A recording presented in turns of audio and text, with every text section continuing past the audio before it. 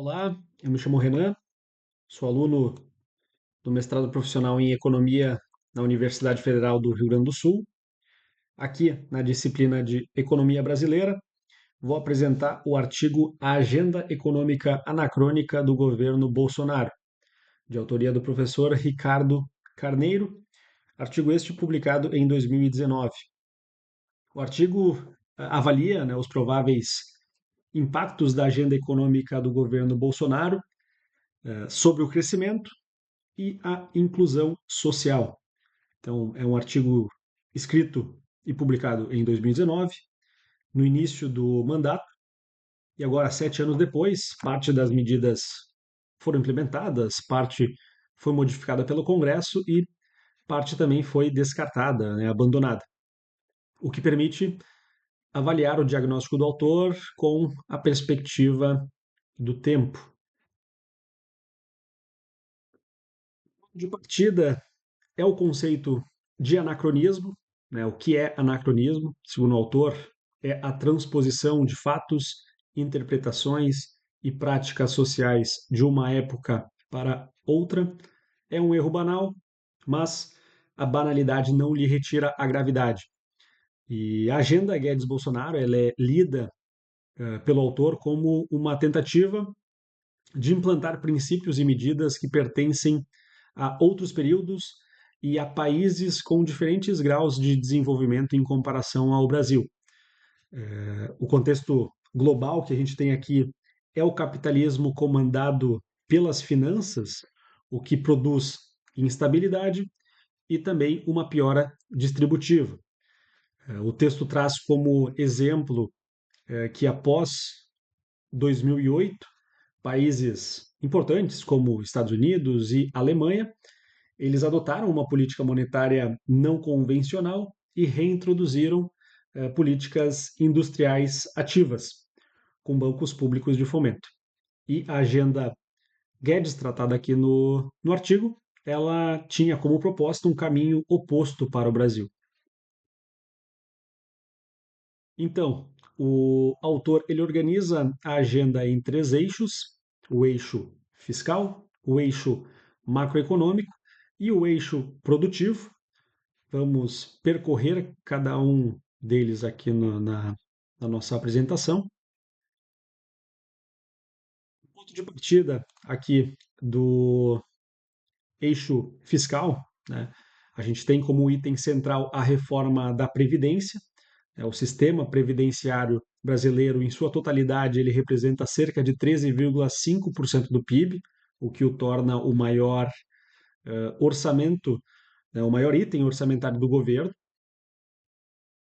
E a agenda ela tem como objetivo limitar a despesa, reduzir a assistência social, convergir o regime, o RGPS e o RPPS e migrar também para uma capitalização privada. No âmbito da reforma tributária, a proposta de imposto de renda de isenção até 5 salários mínimos e também a fusão em um imposto de valor agregado, unindo ali o IPI, o PIS, COFINS, ICMS e ISS. Isso traria um ganho de simplificação, né, mas o risco de regressividade ele é explorado tanto, ele é abordado tanto na fusão do IVA, como também na questão do imposto de renda com isenção até 5 salários mínimos. Já quanto às regras fiscais, o governo ele reafirmou três instrumentos: a regra de ouro, a meta de superávit primário e também o teto de gastos, que congela as despesas em termos reais, sem distinção de despesas correntes ou despesas de investimento. Trazendo um pouco desse âmbito passado, né, frente à data de publicação do artigo, a gente teve em 2023 aprovada, né, a criação do IVA Dual, né, que é o CBS mais IBS, que está no processo tá no processo de implementação, né? E o teto de gastos ele foi revogado em 2023 e substituído pelo novo arcabouço fiscal. Já no eixo macroeconômico, O projeto da agenda ela tinha, né, como um banco central independente que prevê mandato único de estabilidade de preços, obstáculos à demissão de dirigentes e anistia prévia a atos pregressos, né? O autor ele argumenta que o modelo torna o Banco Central independente não do executivo, mas da democracia, reforçando o poder dos rentistas na definição ali do câmbio e dos juros. E em relação à conversibilidade de jure do real, né, que foi algo também que estava presente na agenda, né, o objetivo seria tornar o real progressivamente conversível, né, permitindo contas em outras moedas aqui no Brasil. O problema disso seria que a conversibilidade de jure ela não altera a posição do real na hierarquia monetária global, né? Isso não reduziria a nossa vulnerabilidade externa. E em relação ao Banco Central, né, a gente hoje tem mandatos fixos que não coincidem ali com o mandato presidencial, né, e a conversibilidade plena do real não foi implementada. Ainda no eixo macroeconômico, a tese do governo era de substituir, né, os bancos públicos pelo mercado de capitais. E o autor chama isso de um tiro no escuro. Ele traz aqui que a taxa de investimento ela era de apenas 15% do PIB em 2019, menor percentual em 50 anos. O mercado de capitais ele respondia por apenas 14% do financiamento das empresas e a principal fonte era a dívida externa com 40%. Para funcionar, a substituição exigiria menor volatilidade de juros e câmbio, taxa de juros mais reduzida de curto prazo e um sistema bancário que fosse menos avesso ao risco. E o mercado de capitais ele teve um crescimento relevante, né? E em números de emissões, porém, mesmo assim, isso não substituiu a dependência externa. A taxa de investimento ela permaneceu abaixo de 20% do PIB ao longo do período do mandato.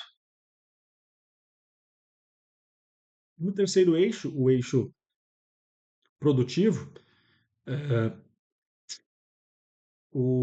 a agenda ela traz quatro frentes, né? A abertura comercial unilateral, que seria um corte acelerado de tarifas em bens de capital e informática. Aqui, a referência no artigo até traz que isso teria um risco de aprofundamento na desindustrialização e comoditizar a pauta exportadora, né, tendo em vista o perfil de comércio do Brasil.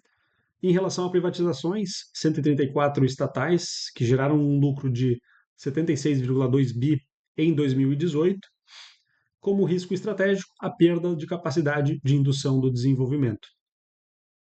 Na questão da infraestrutura, investimento total de 1,7% do PIB, sendo que a parcela pública era de 0,4%. Né? Os investidores de portfólio eles são avessos ao risco de implantação, eles não substituem o Estado. E no mercado de trabalho, a agenda ela desidrata direitos, né? Fragiliza sindicatos e elimina também o reajuste real do salário mínimo, que afeta várias dezenas de brasileiros, né? De milhões de brasileiros. Acerca das privatizações, né? Tivemos em 2022 a privatização da Eletrobras e acerca do salário mínimo também vale comentar que ele foi reajustado somente pela inflação durante todo o mandato. Como pergunta central do artigo, qual a probabilidade de esta agenda gerar um processo de desenvolvimento virtuoso? O autor distingue aqui dois tipos de investimento: o investimento autônomo, organizado, decidido, e implementado pelo Estado, que opera com relativa independência das condições pré-existentes, porém com um impacto negativo da agenda. Privatizações, mais desmonte dos bancos públicos, mais uma mais desestatização, que acarreta em investimento autônomo cada vez menos relevante. E o investimento induzido, dependente da demanda e expectativas, que encontra condicionantes ali igualmente desfavoráveis, né? O câmbio e juros adversos, financiamento restrito. Essa agenda ela cria o ambiente que inviabiliza simultaneamente os dois motores de investimento. Acerca da taxa de investimento, né, ela ficou entre 15% e 19% do PIB durante o mandato, e o PIB ele teve um crescimento mais forte no ano de 2021, porém muito influenciado pela recuperação pós-pandemia. Acerca da informalidade, ela permaneceu em torno de 40% da força de trabalho ao longo do período. Nas conclusões, então, o autor ele conclui em três horizontes. No curto prazo, a janela de oportunidade do início do governo foi desperdiçada. No médio prazo, reformas ultraliberalizantes podem produzir voos de galinha, né, turbinados por transferências de patrimônio público, sem construir de fato um novo modelo de desenvolvimento. E como resultado final, se tudo der certo dentro da lógica da agenda proposta, né, o resultado mais provável seria uma reintrodução de um regime de baixo crescimento e também a ampliação da exclusão social. Em síntese, ao aplicar esse receituário ultraliberal a uma economia periférica e que possui uma moeda inconversível, a agenda ela cria o ambiente perfeito que também vai inviabilizar tanto o investimento autônomo quanto também o investimento induzido.